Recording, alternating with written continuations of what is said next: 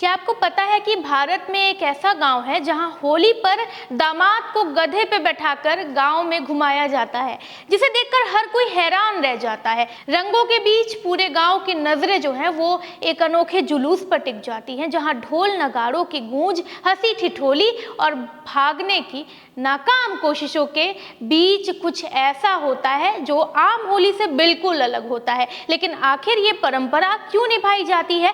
क्या इसके पीछे कोई रहस्यमयी कहानी छुपी हुई है या ये सिर्फ एक मजाक है? जानते हैं, चलिए। भारत में होली का त्योहार जो है वो अलग अलग राज्यों और गांवों में अपनी अनोखी परंपराओं के लिए प्रसिद्ध है। देश के हर कोने में होली का जो जश्न है वो अलग अलग तरीके से मनाया जाता है। अब बरसाना और नंदगांव में यानी मथुरा में जो लठमार होली होती है वो अलग होती है। फूलों की होली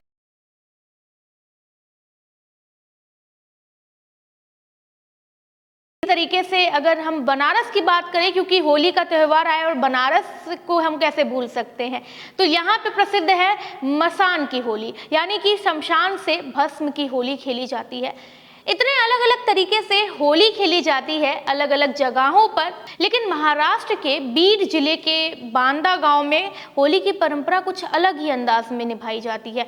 वो कैसे, चलिए बताती हूँ। यहाँ हर साल होली के दिन गांव के सबसे नए दामाद, यानी कि जिनकी नई नई शादी हुई रहती है, उस घर के जो मतलब वो दामाद जो होते हैं, लड़का होता है, उसे गधे पर बैठाकर पूरे गांव में घुमाया जाता है। सही समझा आपने, गधे पर बैठाकर पूरे गांव में उस दामाद को घुमाया जाता है। ये परंपरा पिछले 90 सालों से चली आ रही है और इसे देखने के लिए आसपास के गांव के लोग भी आते हैं। और इतना ही नहीं, दूर दराज के इलाकों से भी जब लोगों को पता चलता है कि एक छोटे से गाँव में इस तरीके की चीज़ें प्रचलित हैं, तो वो अपने इलाके से आते हैं। पहली नजर में ये परंपरा एक मजाक की तरह लगती है कि नए दामाद को भला गधे पर बैठाकर ये कौन सा सम्मान दिया जाता है, ये कौन सा आदर देना हुआ भला। लेकिन गांव वालों का मानना है कि ये उस दामाद को सम्मान देने का एक अनोखा तरीका है। लेकिन कैसे हुई इस अनोखी परंपरा की शुरुआत? मतलब गांव वालों ने ऐसा कुछ करने का कैसे सोचा कि वो किसी को गधे पे बैठाकर उसको सम्मान देंगे?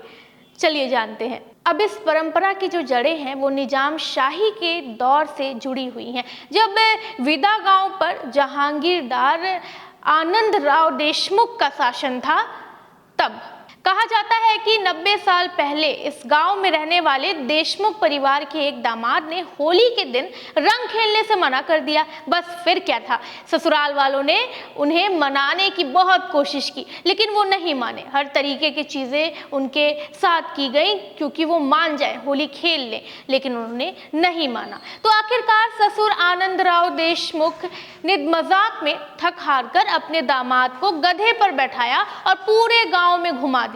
इस नज़ारे को देखकर गांव वाले इतने हंसे कि उन्होंने इसे हर साल दोहराने की ठान ली और सोचा कि अब हम भी अपने नए दामाद को इसी तरीके से पूरे गांव में गधे की सवारी करवाएंगे। और बेचारे दामाद जो हैं वो कुछ भी नहीं कर पाएंगे, क्योंकि जब आनंद राव देशमुख के दामाद को ये रिवाज निभाना पड़ा तो बाकी दामादों को गांव में इसे निभाने में कोई दिक्कत नहीं होगी।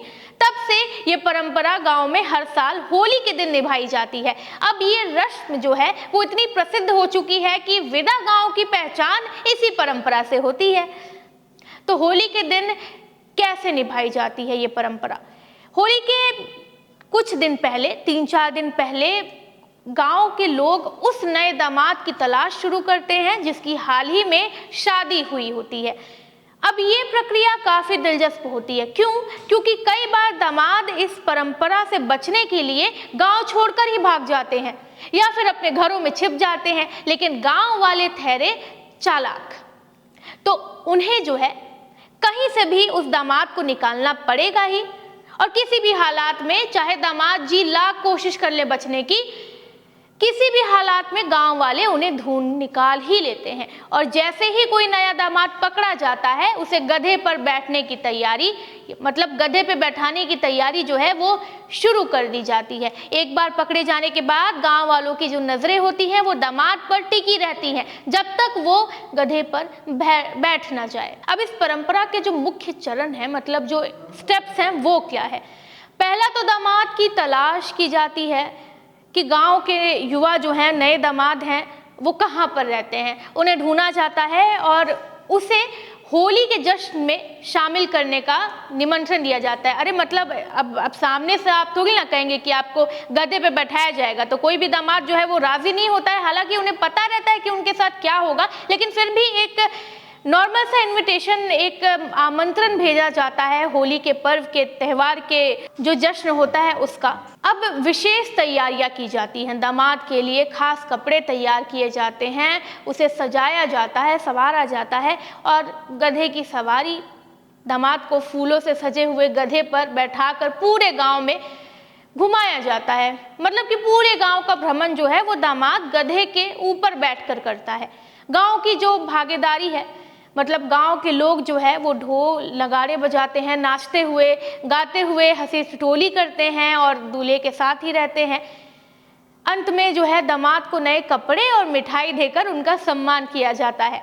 इस पूरे कार्यक्रम में गांव का हर व्यक्ति शामिल होता है, महिलाएं, बच्चे, बुजुर्ग और युवा सभी इस परंपरा को देखने के लिए उत्सुक रहते हैं। इसका आनंद लेने के लिए सारे लोग जो है वो इकट्ठा रहते हैं। हो सकता है कि पहली बार सुनकर ये लगे कि ये परंपरा जो है वो दामाद का मजाक उड़ाने के लिए बनाई गई है, लेकिन असल में ये सम्मान देने का एक अनोखा तरीका है। गाँव वाले इसे अपनापन और प्रेम जताने का एक तरीका मानते हैं। दामाद के लिए ये पल यादगार बन जाता है और पूरे गांव में एक हंसी खुशी का माहौल बन जाता है। हालांकि इस परंपरा का एक दिलचस्प नियम ये भी है कि कोई भी दामाद इसे दोबारा नहीं निभाता। जिसने एक बार गधे की सवारी कर ली सो कर ली, उसे अगली बार इस रस्म से जो है वो छुटकारा मिल जाता है।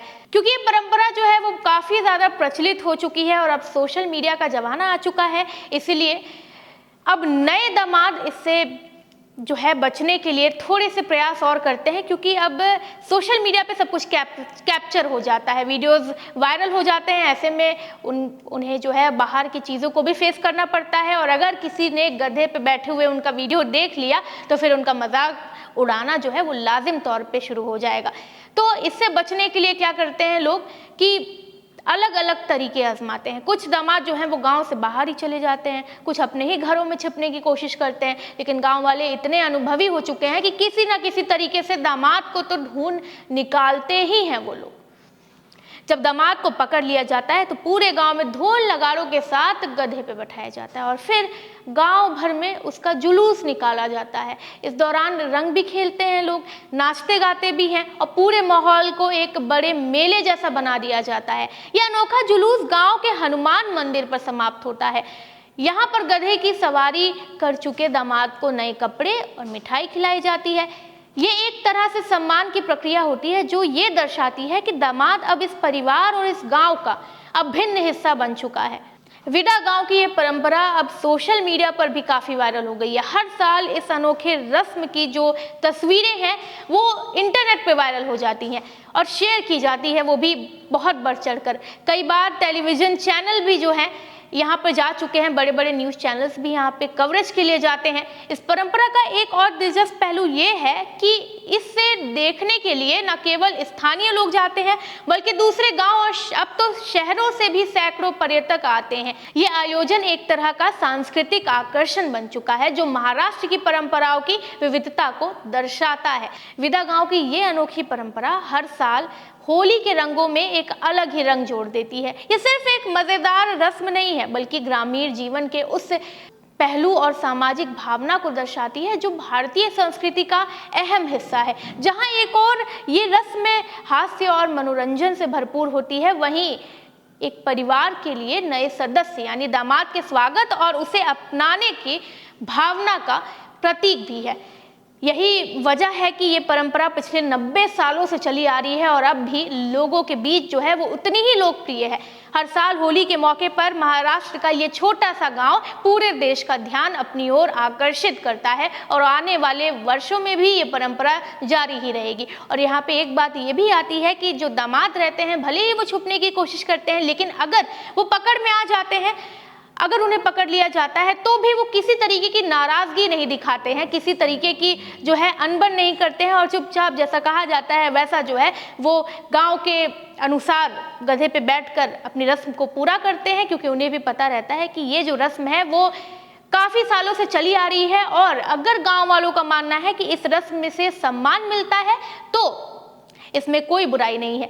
आप इस बारे में क्या सोचते हैं? अपनी प्रतिक्रिया कमेंट सेक्शन में जरूर दें। और अगर आपको मौका मिलेगा इस गांव में जाने का होली के पर्व में, तो क्या आप भी वहां पे जाकर इस रस्म को देखना चाहेंगे? और आपको इस रस्म के बारे में जानकर कैसा लगा? अपनी प्रतिक्रिया कमेंट सेक्शन में जरूर दें। वीडियो को लाइक करें, चैनल को सब्सक्राइब करें। मैं हूं कृति, धन्यवाद।